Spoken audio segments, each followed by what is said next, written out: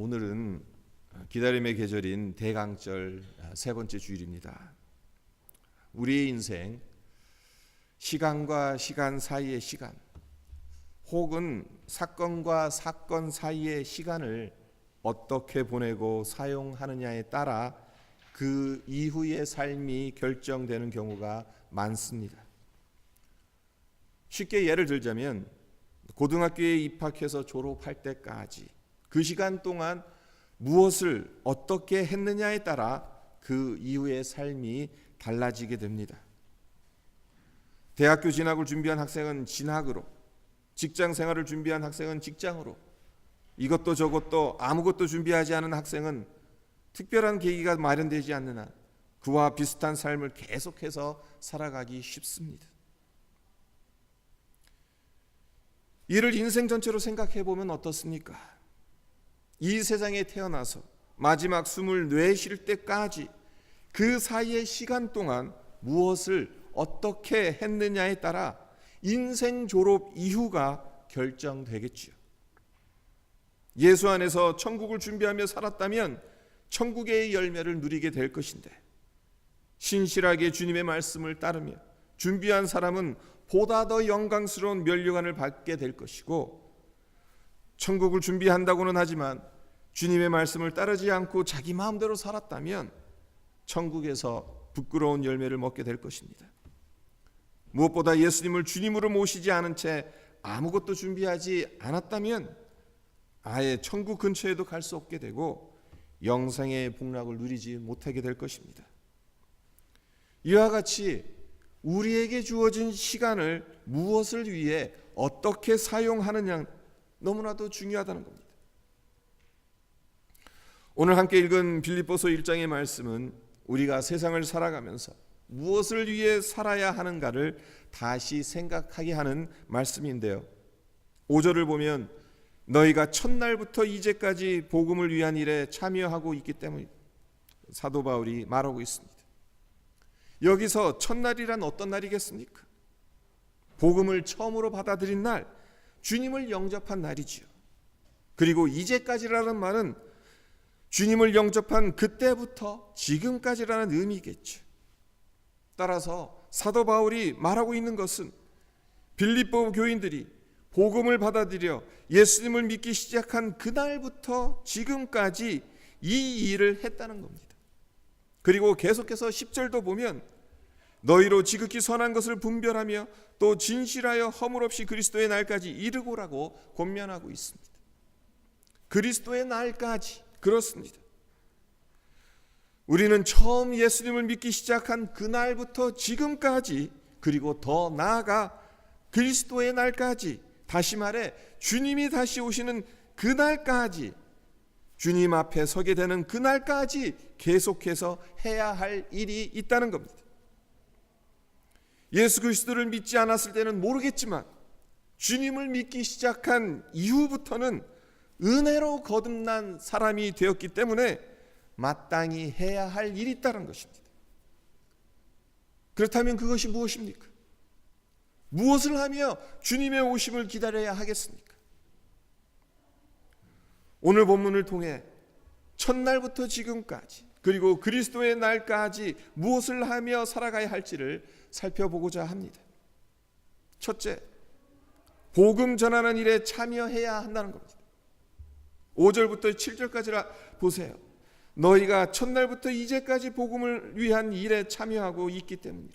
너희 안에서 착한 일을 시작하신 이가 그리스도 예수의 날까지 이루실 줄을 우리는 확신하노라. 내가 너희 무리를 위해 이와 같이 생각하는 것이 마땅하니 이는 너희가 내 마음에 있음이며 나의 매인과 복음을 변명함과 확정함에 너희가 다 나와 함께 은혜에 참여한 자가 됨이라. 빌립보 교인들이 첫날부터 지금까지 무엇을 했다고 사도 바울이 말하고 있습니까? 복음을 위한 일에 참여했다고 하죠. 빌립보 교인들은 직접 복음을 전하기도 했고, 또한 복음 전하는 사람들이 더 잘 전할 수 있도록 도움을 주는 일을 하기도 했습니다. 예수님을 믿기 시작하면서 복음을 위한 일에 참여했습니다. 이는 마치 요한복음 1장을 보면 안드레가 예수님을 만난 후 곧바로 자기 형인 베드로를 찾아가 메시아를 만났다면서 형 베드로를 예수님께로 데려갔던 것처럼 빌립보 교인들 역시 예수님을 믿기 시작하면서 다른 사람들에게 예수님을 전하였던 것입니다. 이뿐만 아닙니다.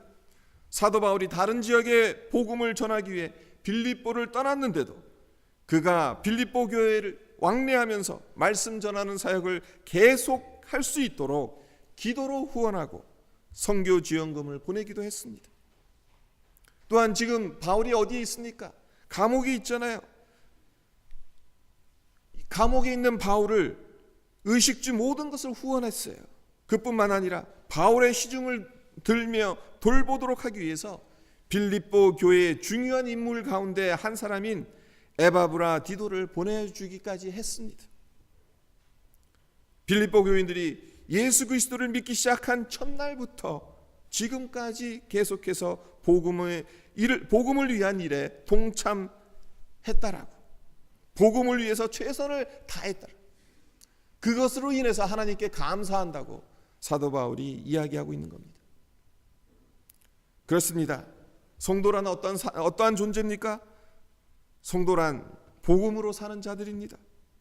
왜 사냐고 물으면 복음을 위하여 산다고 말해야 하는 사람들이 성도인 거예요.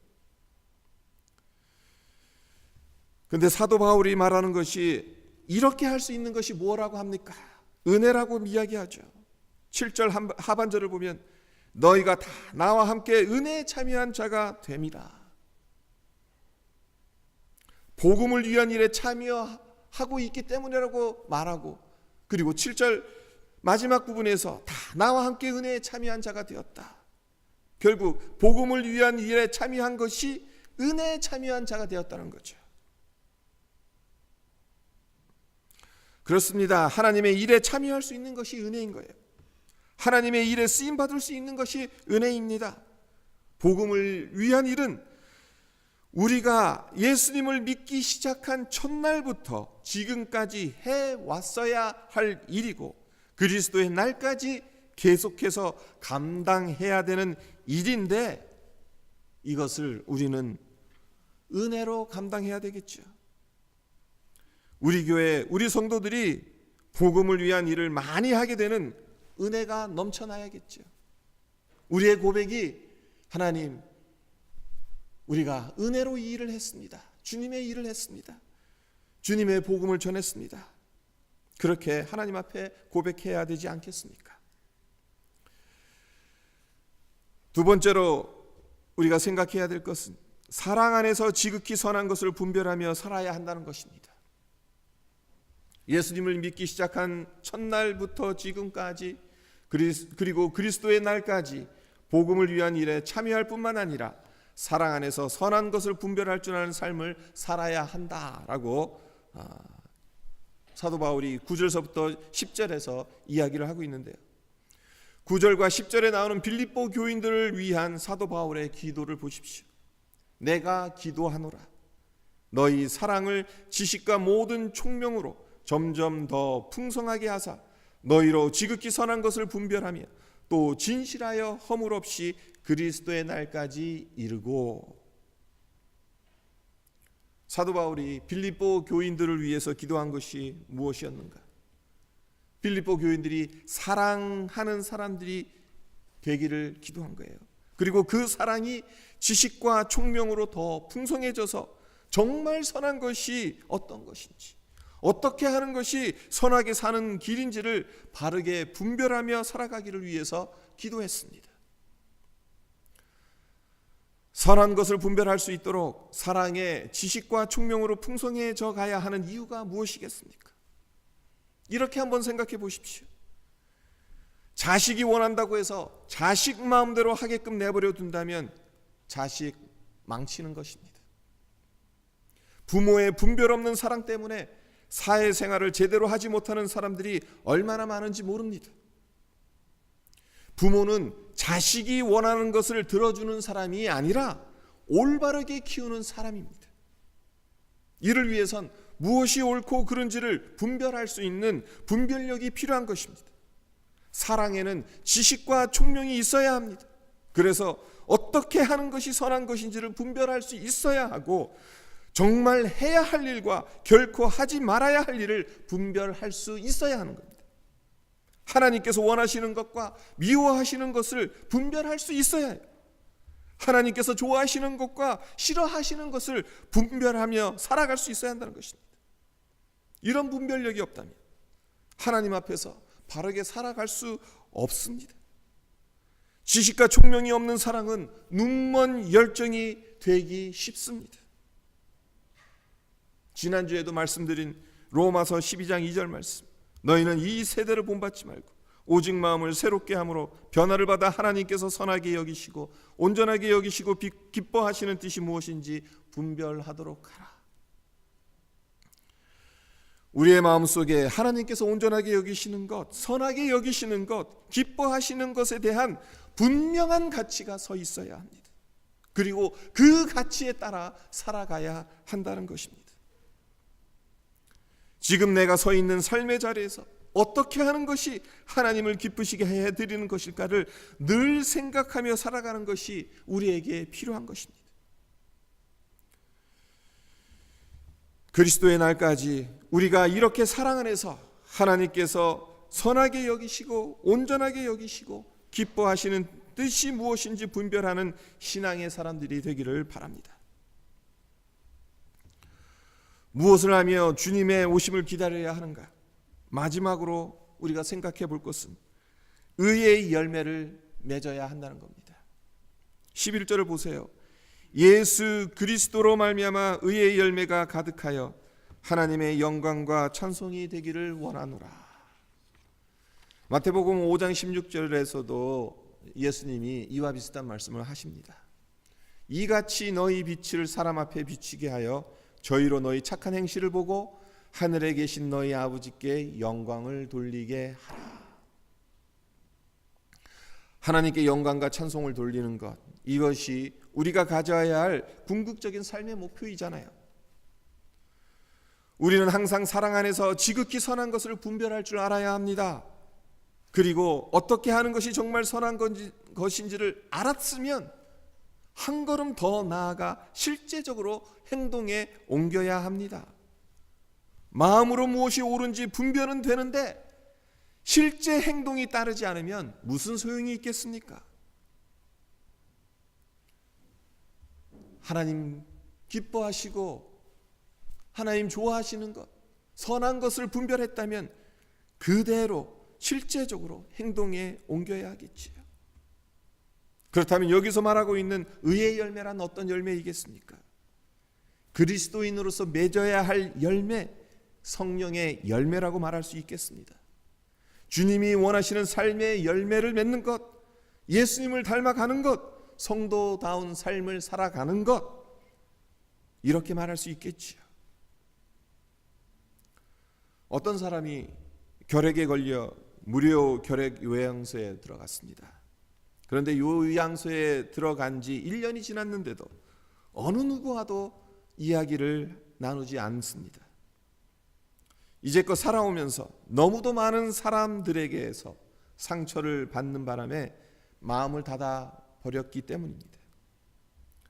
늘 침대에 누워서 창밖을 내다보며 침울한 표정을 짓는 것이 그의 일과였어요. 그런데 그런 그에게 어느 날 한 사람이 병문안을 하러 왔어요. 요양소 근처 교회에 다니는 집사님이 전도하러 온 것입니다. 복음을 전합니다. 선생님, 예수를 믿으세요. 그러면 평안과 기쁨을 경험할 수 있습니다. 예수, 웃기지 마시오. 쓸데없는 말 하지 말고 나 지금 피곤하니 돌아가시오. 집사님은 그 다음 날도 찾아와서 예수님 믿으라고 권면을 하지만 냉대와 비웃음만 받게 됩니다. 그래도 계속해서 찾아와서 복음을 전해요. 하지만 그 마음이 너무나도 완고한 겁니다. 복음을 받아들일 기미가 전혀 보이지 않은 거예요. 아, 고구마가 아직 안 익었나 보다. 그래서 결국 포기하고 시간이 좀 지나고 난 다음에 찾아오겠다라는 그런 마음을 먹고 문 밖으로 나가려고 했어요. 그 순간 결핵 환자가 집사님을 부릅니다. 이봐요, 너무 추운데 당신이 입고 있는 옷이나 좀 주고 가십시오. 그걸로 내 몸이나 덮게. 잠시 당황했지만 예수님을 생각하면서 자기 옷을 벗어서 그의 몸에 덮어줍니다. 그리고 조용히 방을 나가려고 하는데 또다시 부르는 거예요. 이봐요, 당신이 갖고 온 책으로 내 머리를 고여주면 좋겠는데 베개가 너무 낮습니다. 그가 요구한 사항을 그대로 들어준 후 병실을 나서려고 했습니다. 그래서 또다시 집사님을 부르면서 이제 너무 더운데 이 옷 좀 치워주구려. 그게 요구하는 겁니다. 그래서 집사님이 옷을 걷어서 옷걸이에 걸어준 후 발길을 돌립니다.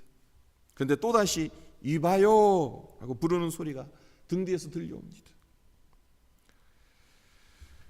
사람 약 올리는 것처럼 느껴졌기 때문에 화가 치밀러 올랐지만 집사님은 예수님을 생각하며 조용히 뒤돌아섭니다. 그러자 결핵 환자가 놀라운 말을 합니다. 당신 같은 사람이 믿는 예수라면 나도 한번 믿어보겠습니다.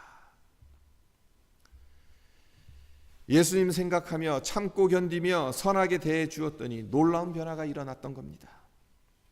주님께 영광이 되는 의의 열매가 맺혀진 것입니다.